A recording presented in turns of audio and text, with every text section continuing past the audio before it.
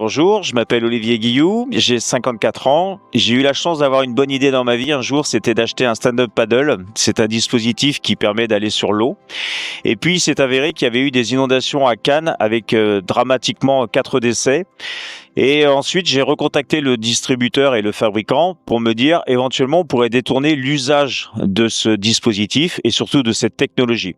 À partir de là est née l'idée de la fabrication d'un flow stop. Donc c'est un dispositif qui permet de protéger les ouvertures des bâtiments anti-inondation, qui va assurer donc l'étanchéité du bâtiment grâce à une technologie qui s'appelle donc le drop stitch. Mécaniquement, ça confère une résistance exceptionnelle au produit et surtout avec un joint spécifique. Alors ça a nécessité 2 ans et demi de R&D et beaucoup d'échecs dans des bassins, mais à la fin, il en est ressorti un dispositif parfaitement efficient. On a eu la chance en 2023, ensuite, dans notre aventure, de gagner le concours Lépine, donc le prix de la Première ministre. Alors évidemment, ça a été un accélérateur et un caisson médiatique extraordinaire.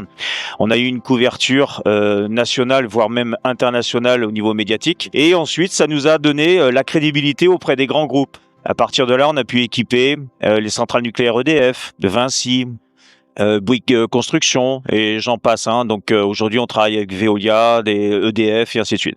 On s'est développé à l'international l'année dernière avec mon associé. On a créé une filiale aux États-Unis et une autre à Dubaï. Donc on est sur un marché aujourd'hui qui est extrêmement profond. Pourquoi ? Parce que aujourd'hui, on constate qu'avec le dérèglement climatique, la problématique la plus prégnante reste l'inondation.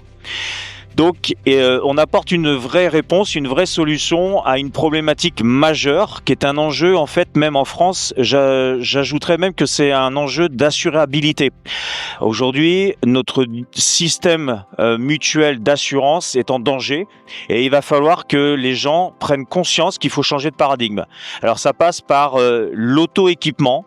Ça veut dire qu'à l'échelle individuelle, il faut que les gens fassent l'effort. Alors, on sait, je comprends, c'est un investissement, mais accompagné par des assurances, accompagné par des financements, de s'équiper au même titre que les gens se sont équipés aujourd'hui des détecteurs incendie ou de monoxyde de carbone, et qu'on collectivement on puisse tous se réaliser et se dire que on ne peut plus subir, on ne peut pas être spectateur, on ne peut pas attendre que tous les ans les mêmes lieux, les mêmes villages, les mêmes maisons se font inonder 1 à 2 fois.